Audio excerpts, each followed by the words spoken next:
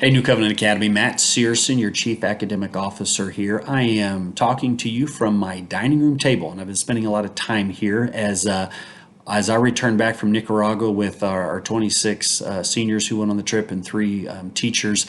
We returned last Wednesday night, and it was recommended that we spend time in quarantine just to make sure we stayed safe and the folks around us were safe. And so we are in day 6, but everyone is doing well. But that's the reason I'm talking to you from my house.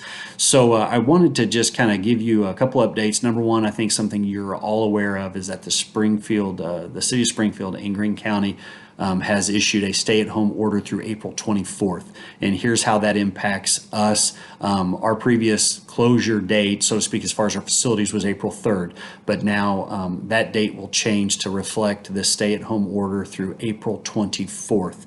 So that means our facilities are closed. That means any events that were scheduled between now and April 24th are canceled.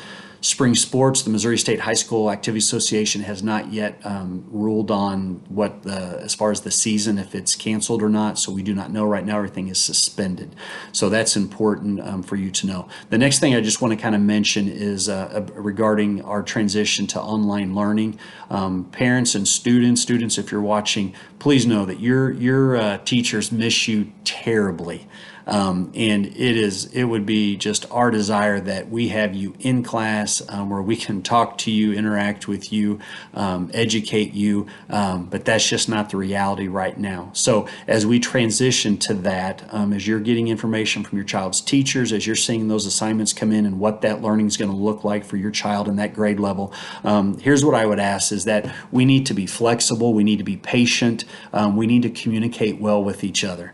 We recognize that your family and actually all our families have been impacted and are being impacted. And so we understand that the learning environment in your home is going to look different than someone else's home as far as what all's going on. And so we recognize that. So as we roll this out, we know there's going to need to be some tweaking, but that can only be done if we get feedback from you. We have never done this before. Our teachers and principals have worked so hard to get this set up, but we recognize there are going to be bumps. And so I just want to encourage you and reassure you that your teachers are going to work with you and your students in terms of what is going on with you and in your learning environment in your house. And because we know this is new for you as well, for many of you, and so we need to be patient. We need to communicate well, and just say, hey, you know what? We're gonna understand that our motives are about what's best for our student and their education, but we can tweak things if we need to. So please just be patient with that.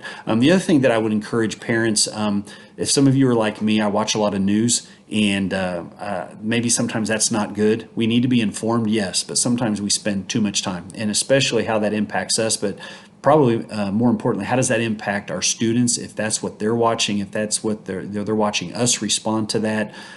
So it's important that while, yes, we're informed, yes, we need to have conversations with our kids about what's going on at their age level. We need to answer their questions, but we need to be reassuring our students that they are loved, that they are safe, they're cared for, and that we are just so excited to be reconnecting with them as we continue their education at NCA. So just an encouragement. Today, in the middle of the day, I told my wife, I said, let's watch an episode of Andy Griffith. That's our show. And that was a good break from everything that's going on around us. And so I recommend that.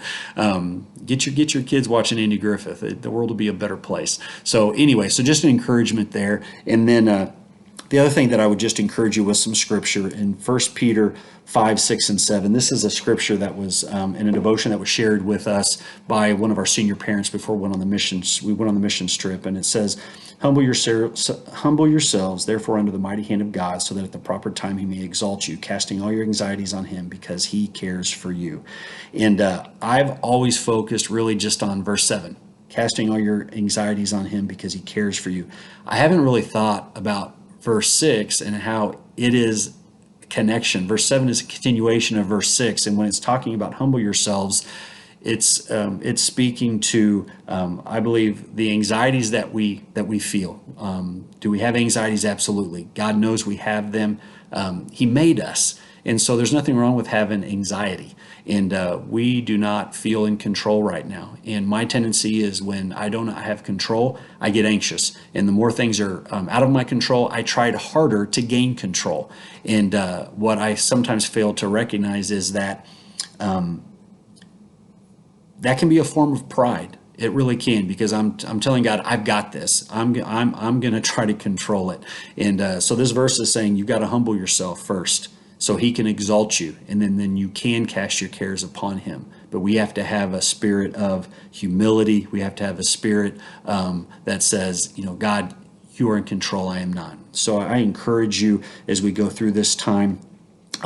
We need to be praying for each other. We need to be uplifting each other. Our board met tonight, just an informational meeting, just for us to update them on what's going on, to share with them how our families are being impacted. And so it was a good time of just getting them up to speed on everything that's going on. And they share in that they are praying for you, that they want to be an encouragement, that they want to support us in educating your students. But here's what I have always found at NCA in my years, that when we have faced challenges, when we have focused on who he is, and when we have focused on the mission of our school, it unites us. It brings us together. And we have been able to accomplish great things and overcome challenges because of that. And I do not see this as any different.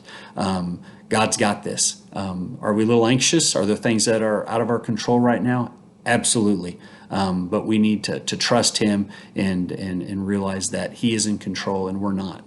And I think that I know that he will see us through this. And as we met with the board, we had a time of prayer. Our board president, Matt Martin, prayed for our families, prayed for you, and prayed for our healthcare workers and just our families and our country. And we appreciate the prayers that you have been sending our way, and the encouragement. And we have felt that.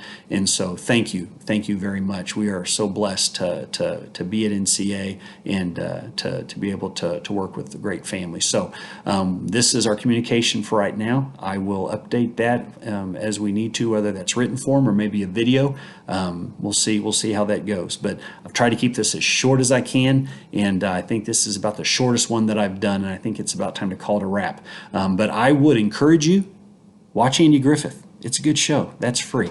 So take care, and hope you're enjoying time with your family, and we will talk to you soon. Bye.